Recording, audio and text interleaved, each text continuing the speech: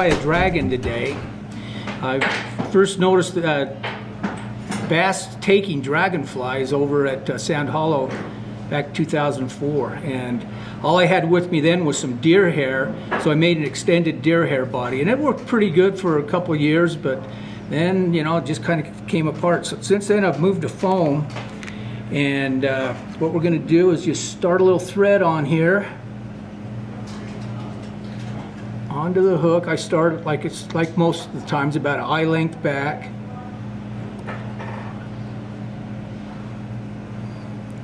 And the damsels are usually blue and olive down there, so if you're going to tie a smaller version of this, a damselfly, you want to go either blue or olive. And I don't know, I've seen them paired up both, so they don't care what color they are. I've seen blue and olive paired up together. I don't know if one's a female, one's a male or not for sure.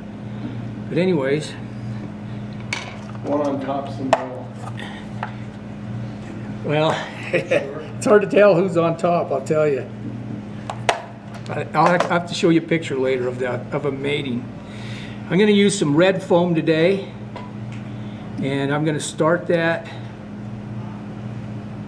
right about at the hook, at the back of the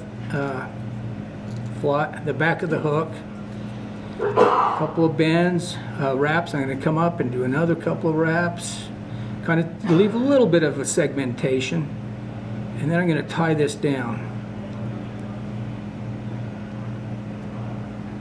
Now there are ways to make a whole segmented body, and I've seen guys tie them that way. They look really good, but it takes a while. I have not done it enough that I am proficient at it. Therefore, I tend to just tie them this way with just flat foam, and they still work. They've worked for me.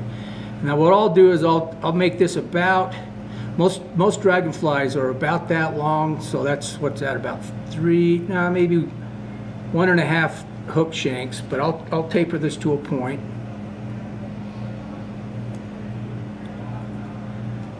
Not a really tight point, but kind of a blunt one. And then on the original fly, this original fly, what they did is they tied the legs and the wings in now. I find that very cumbersome to work around all that. So what I'll do now is I'm going to go to my method. This is actually a fly that was developed by John Betts. And then I have some other foam, and I have plenty of this materials, guys, so I've got it pre-cut. Oh, I've got one right here. This is going to be like a back on it. I'll taper that.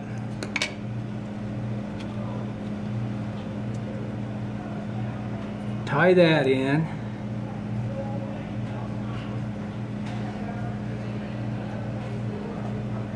And then get yourself a little bit of dubbing. So we're going to need it. And this is a rust sparkle dubbing.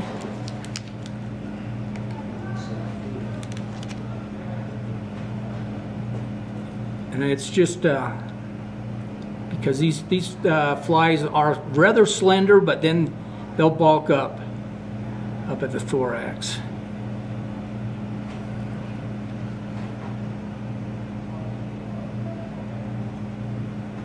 Might need a little bit more.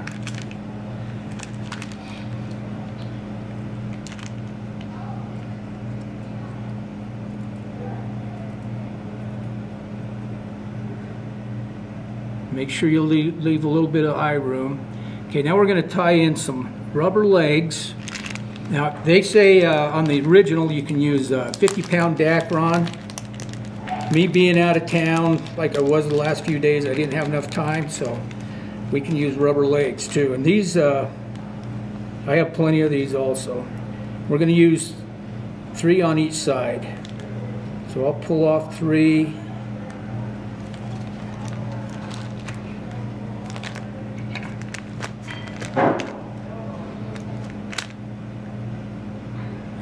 Just kind of measure them up, and these can go on top because that foam's going to push everything down. and just kind of figure eight them in there so that they're laying fairly even. I've got these a little long right now. We're going to trim them.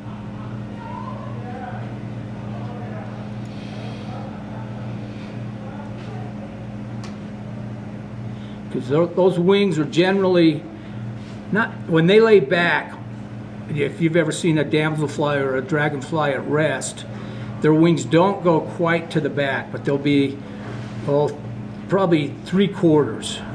So you can trim these about that length now. A little cumbersome to work around all this material, but that's why this is an advanced class.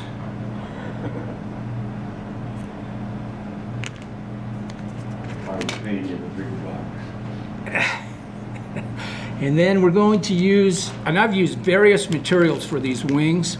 A lot of the tyers will use hackles, and they'll just like take a grizzly hackle and splay out 4 of them. I found them a little bit too wind resistant, especially when you're trying to hit a target. So I've gone to this fish fiber, and this fish fiber is supposed to float.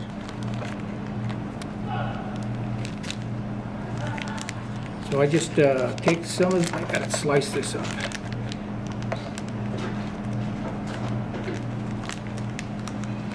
Oh, come on. Can't get the scissors in there. There we go. I'll just get a clump of this. Fairly good sized clump, probably 1/4 inch around.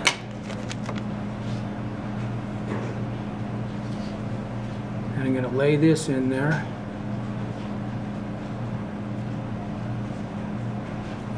And the same thing, I'm going to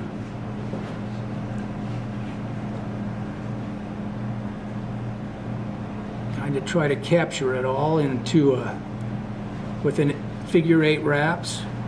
We're going to glue this, so we don't need a lot more wraps. Then you're going to take this top part, you're going to bend it over, pull it over the front, trying to hold all this other stuff out of your way. And then we're just going to tie this off. And some guys like to use the plastic eyes on this.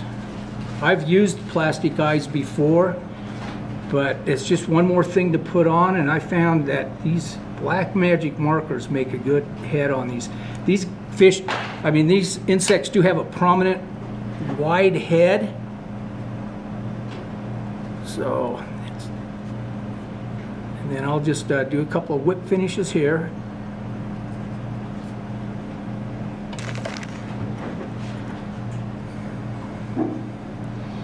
And if you'd like to, some guys will even divide the wings into 4 sets of wings, because they do have 4 sets of wings. But they tend to bunch up after a while anyways. So you can just separate them like every 3rd or 4th cast. Come on. Whoops, I got some of the other material in there.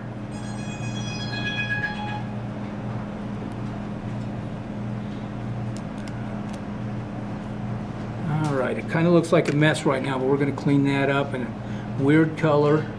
We're going to clean all that up. Then you take it and kind of splay everything out.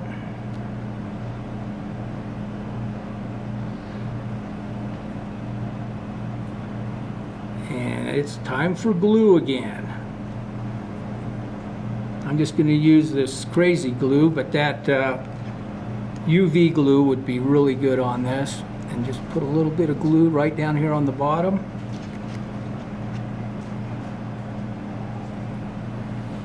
I want to get enough in there to secure all these, because this wing material is very slippery. I mean, you'll start having to pull right out on you. At least some of the other, I haven't used this particular one, but every other one I've used has been. Then we can kind of size the wings again. Get them so they go about 3/4.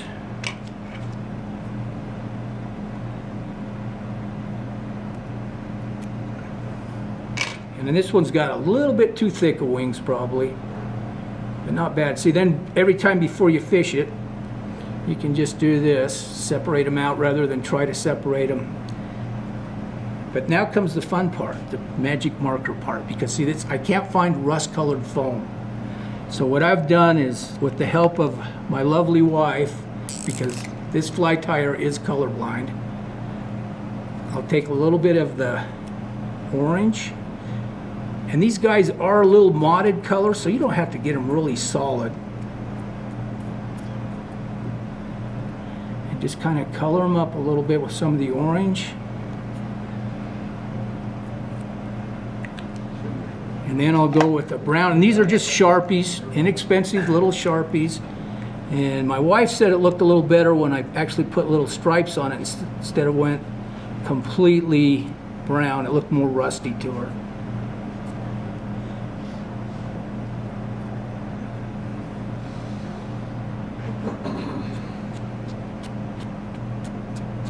But you can have fun with these foam and Sharpies, and it stays on there really good if you don't take it to the water right away.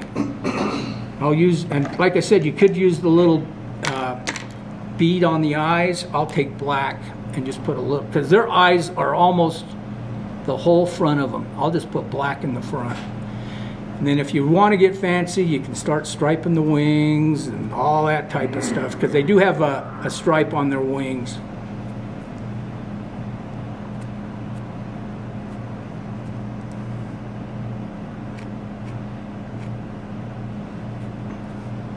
And if you want to do anything different with the legs, you can too. You can either tie, they suggest tying in, they mostly tie olive. That's probably the most prevalent color. And they'll tie in a yellow and I believe an olive for the legs. 2 yellows and 1 olive. And that'll make not also the legs, but like those wing veins that are sticking out on some of these dragons. And that's my simple dragon.